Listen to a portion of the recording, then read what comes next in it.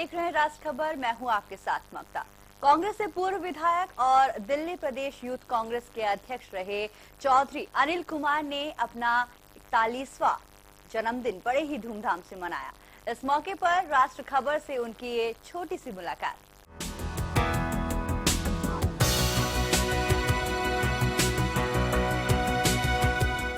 कांग्रेस से पूर्व विधायक और दिल्ली प्रदेश यूथ कांग्रेस के अध्यक्ष रहे चौधरी अनिल कुमार ने अपना 41वां जन्मदिन बड़े ही धूमधाम से मनाया। इस मौके पर उनके साथ अखिल भारतीय वीर गुर्जर महासभा की टीम और राष्ट्र खबर की टीम भी मौजूद रही, जहां केक काटकर अनिल जी ने इस खुशी को सबके साथ मनाया। इस मौके पर राष्ट्र खबर के सीएमडी महेश बेसोया, अखिल भारतीय वीर गुर्जर महासभा के राष्ट्रीय महामंत्री गौरव तंवर गुर्जर, कार्यालय प्रबंधक केदार गुर्जर, अनिल जी के भतीजे और श्यामा हॉस्पिटल के एमडी मनिंदर डेठा, शेखर गुर्जर, टीटू गुर्जर, मंजीत गुर्जर, प्रवीण गुर्जर मौजूद रहे। वहीं एबीवीजीएम की तरफ से उन्हें सम्मानित भी किया गया। चौधरी अनिल कुमार का जन्म 20 जून 1976 को दिल्ली के गांव दल्लूपुरा में एक साधारण डेढ़ा गोत्र के गुर्जर किसान परिवार में हुआ। अपने माता पिता स्वर्गीय श्रीमती श्यामा और चौधरी रामकला की 6 संतानों में से सबसे छोटे रहे। उनका पालन पोषण सामाजिक, धार्मिक और देश प्रेम के संस्कारों से परिपूर्ण वातावरण में हुआ। वहीं एक विधायक के रूप में चौधरी अनिल कुमार ने बिना किसी भेदभाव के अपने निर्वाचन क्षेत्र में विकास के अविस्मरणीय कार्य किए और समाज के हर वर्ग का ध्यान रखा। इसके अलावा उन्होंने अपनी मां की याद में एक आई हॉस्पिटल भी बनवाया है, जो उन्होंने अपनी स्वर्गीय मां के नाम पर रखा, श्यामा आई हॉस्पिटल। देश में आए आपदों के दौरान पीड़ितों की मदद में महत्वपूर्ण भूमिका निभाई। उनका व्यवहार, स्वभाव, शालीनता और विनम्रता एक अनुकरणीय उदाहरण है। इस खुशी के मौके पर राष्ट्र खबर से खास बातचीत में उन्होंने गुर्जर सम्राट मिहिर भोज के बारे में जिक्र करते हुए बताया कि कैसे इन महान व्यक्तित्व से आज के युवा को सीखना चाहिए और कैसे समाज के बारे में सोच के समाज के लिए निस्वार्थ भाव से काम कर सकते हैं।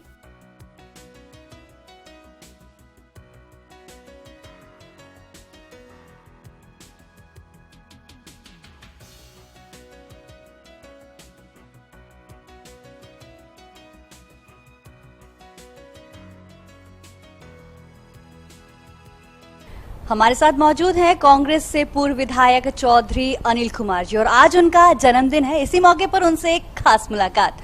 सबसे पहले अनिल जी, आपको आज के दिन की हार्दिक बधाइयां राष्ट्र खबर की तरफ से। तो आपसे जानना चाहेंगे, क्योंकि राजनीति में तो आपका काफी नाम रहा है, लेकिन आज राजनीति को थोड़ा अलग कर बात करते हैं, क्योंकि आज का मौका भी बहुत ज्यादा खास है। तो इसी पर हम बात करेंगे। 21 अगस्त को ये गुर्जर इंटरनेशनल गुर्जर डे आने वाला है। इस उपलक्ष्य में आपसे हम बात करेंगे और जानेंगे कि कैसे आप, क्योंकि हमने ये बात भी कही है कि मेडिकल कैंप भी आप लगाते हैं इस उपलक्ष्य में, तो इस पर इस बार आप क्या करना चाहते हैं? धन्यवाद आपकी इन शुभकामनाओं के लिए। और जहाँ तक है इंटरनेशनल गुर्जर दिवस की बात, ये सही है कि समाज को लेकर के मैं अक्सर कुछ ना कुछ इस तरह के इवेंट्स करता रहता हूँ। एक छोटा सा प्रयास है। मेरी माँ के नाम से श्यामा आई हॉस्पिटल है और ये हॉस्पिटल उन गरीब लोगों के लिए समर्पित है, उन जरूरतमंद लोगों के लिए समर्पित है जो बड़े बड़े हॉस्पिटल्स में नहीं जा पाते हैं। और आंखों का अस्पताल है, तो आप अंदाज़ा लगा सकते हैं कि मेरी सोच किस तरह की होगी कि लोगों के जीवन में आंखों की यदि रोशनी मिल जाए और बुजुर्गों का यदि अंधकार छट जाए तो इससे अच्छा काम नहीं हो सकता। और ये मैंने निजी तौर पर अपनी माता जी के जीवन में देखा था, महसूस किया था जब उनकी आँखें मैंने बनवाई थी। तो यही सोच लेकर के मैं कैंप्स करता हूं और बहुत सारे मेडिकल कैंप्स भी किए। जब मैं यूथ कांग्रेस अध्यक्ष था, ब्लड डोनेशन कैंप से लेकर के तमाम और दूसरी जो बीमारियां उन पे भी मैंने काम किया। लेकिन अब मैं आंखों के ऊपर काम कर रहा हूं और इसी मद्देनज़र इंटरनेशनल गुर्जर दिवस देश के जो युवा गुर्जर और गुर्जर समाज वो मनाता है। क्योंकि मैं भी एक गुर्जर बिरादरी से संबंध रखता हूँ और मुझे बड़ा प्राउड फील होता है। और समाज में आज कई ऐसी संस्थाएं हैं जो केवल गुर्जरों के लिए काम नहीं कर रही हैं और दूसरे भी समुदाय के जो पिछड़े जरूरतमंद लोग हैं उनको ध्यान में रखते हुए बहुत सारी योजनाओं पर आज का गुजर, युवा गुजर उन पे काम कर रहा है, तो ये बड़े हर्ष की बात है। और उस कार्यों में मेरा यदि रत्ती भर भी योगदान होता है तो मुझे उसमें बड़ी खुशी होती है। और उसी के तहत में उन युवाओं के साथ सपोर्ट में हूँ जो तमाम बेशक आयोजक गुजर बिरादरी के युवा हैं, बुजुर्ग हैं, मंच है या बैनर है, लेकिन उन योजनाओं का फायदा ऐसा नहीं किसी एक समाज का व्यक्ति उठाता हो। उन सुविधाओं का फायदा हर समाज के लोग जो समाज में जरूरतमंद हैं वो लोगों को फायदा पहुंचाने का काम ये युवा वर्ग कर रहा है, गुजर युवा वर्ग। तो इन युवा वर्ग को मैं सलाम करता हूं और ऐसी उम्मीद रखता हूं ऐसे कार्य समाज में होने चाहिए। बेशक एक ये समुदाय बेस्ड संस्था जरूर है, हर समुदाय को अपने पूर्व नेताओं पर प्राउड फील होता है, गर्व महसूस होता है। तो गुजर बिरादरी में भी ऐसी शख्सियतें रही हैं जिन पे गुजर समाज को गौरव हासिल है। लेकिन आज जो परंपरा चल रही है, जरूरत ये भी है कि हर समाज को साथ लेके चले। तो मैं समाज के इन तमाम युवाओं को, संस्थाओं को बधाई देता हूं और उसमें मेरा भी एक छोटा सा योगदान है। जैसे मैंने बताया कि मैं एक श्यामाई हॉस्पिटल चलाता हूं, उस योगदान के माध्यम से जरूरतमंदों को उस दिन नेत्र रोगों के उपचार और जरूरतमंदों को यदि आंखों के ऑपरेशन भी करने पड़ेंगे तो उनको भी हम सुविधा मुहैया कराएंगे। जी बिल्कुल, क्योंकि समाज के लिए आपका कार्य बिल्कुल बहुत ज्यादा सराहनीय है। चूंकि आपने यहाँ पे पूर्व नेताओं की बात की है तो आपकी तुलना राजेश पायलट से भी की जाती है, उनकी छवि आप पर देखी जाती है, इस पर आपका क्या कहना है? देखिए, राजेश पायलट जी से मेरा कॉलेज का एक अनुभव है।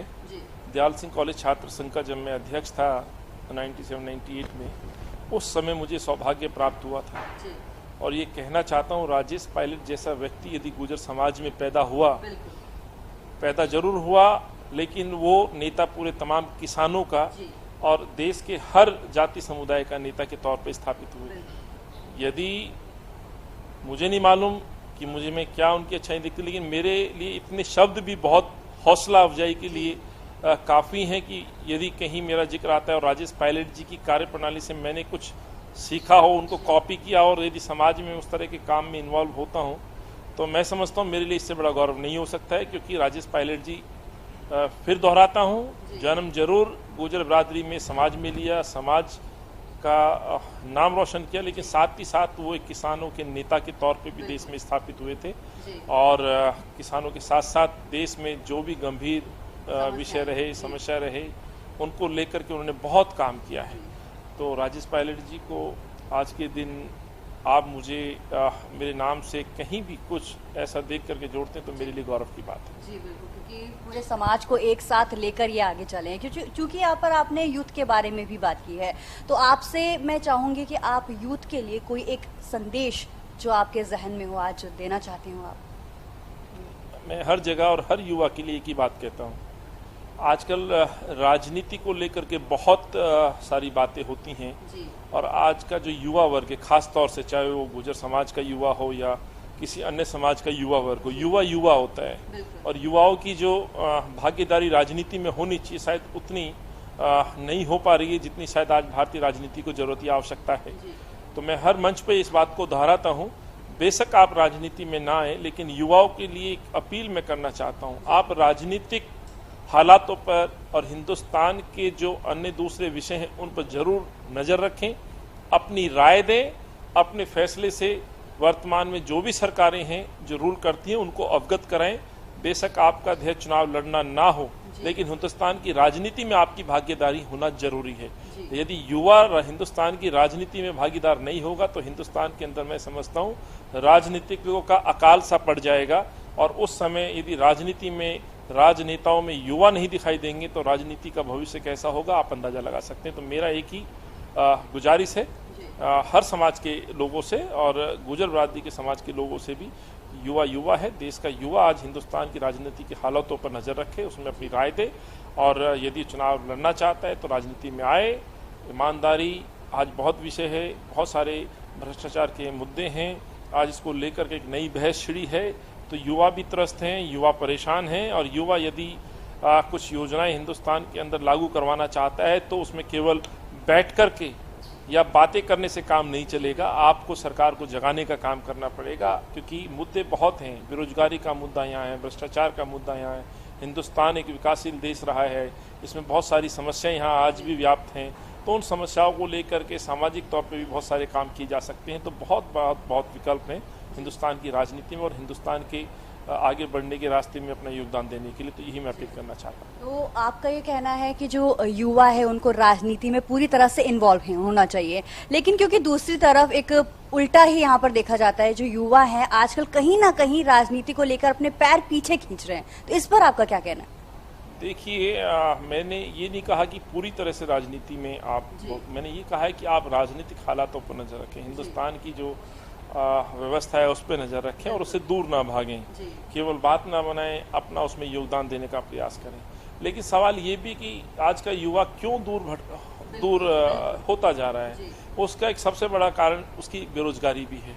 आज का युवा है, उसको अपने जीवन का जो भविष्य है वो कहीं सुरक्षित नहीं दिखता है, और जो सरकारें हिंदुस्तान में राज कर रही हैं या जो शासन चला रही हैं, तो कहीं ना कहीं उनके लिए भी एक बड़ी एक तरह से चेतावनी है कि आज हिंदुस्तान का युवा यदि राजनीति को दूषित मान रहा है, उससे दूर जा रहा है, तो कहीं ना कहीं उसके मन में एक ये डर है, ये पीड़ा है कि मैं राजनीति में जाऊं, ये मैं अपने जीवन को या शायद राजनीति को इस तरीके से बना दिया गया है कि वो दूर भागे। नहीं, वही मैं आपसे समझाने का प्रयास कर रहा हूँ कि उसके लिए एक और भी चुनौती है कि मैं अपने फ्यूचर को सुरक्षित भी रखूं। कोई खाली पेट राजनीति नहीं हो पाएगी, उसको अपना घर भी चलाना है, अपने बच्चे भी पालने हैं, उसका भविष्य है, और भविष्य को ध्यान में रखते हुए आज युवा वर्ग जैसी कॉलेज में पहुंचता है तभी किसी ना किसी बीपीओ को ज्वाइन कर लेता है, उसकी ग्रेजुएशन होती नहीं, उससे पहले वो बीपीओ में जाके अपने भविष्य को दांव पे लगा देता है।